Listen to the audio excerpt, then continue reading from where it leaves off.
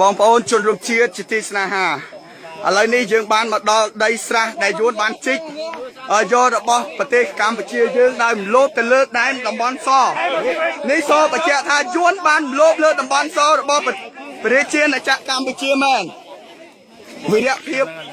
របស់ក្រុមអ្នកតំណាងរាជគណៈបកសង្គ្រោះជាតិគឺធ្វើឲ្យយើងដកជាប់និងបដិញ្ញាការពារទឹកដីជាមួយនឹងគណៈបកសង្គ្រោះជាតិបងកុំចោះទៀតផងបងតំណាងខ្ញុំគេហៅ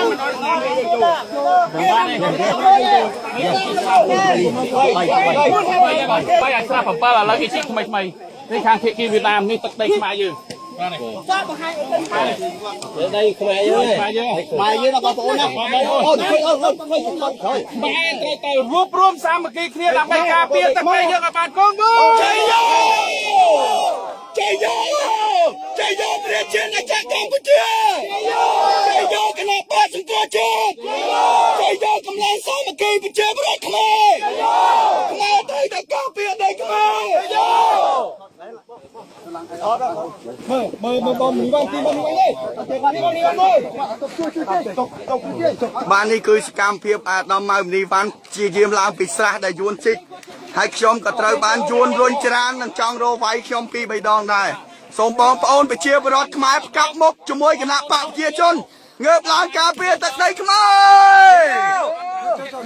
តើវាហើយអានេះឆក់បងមីវ៉ាន់មិញហ្នឹងហើយបានមើលមុខវាហើយមុខវាមានកំភ្លើងហើយវាឆក់អាដាមម៉ៅមនីវ៉ាន់ថាតំណាងរាជគណៈបកសង្គ្រោះជាតិហើយសូមគណៈបកប្រជាជនមើលមុខ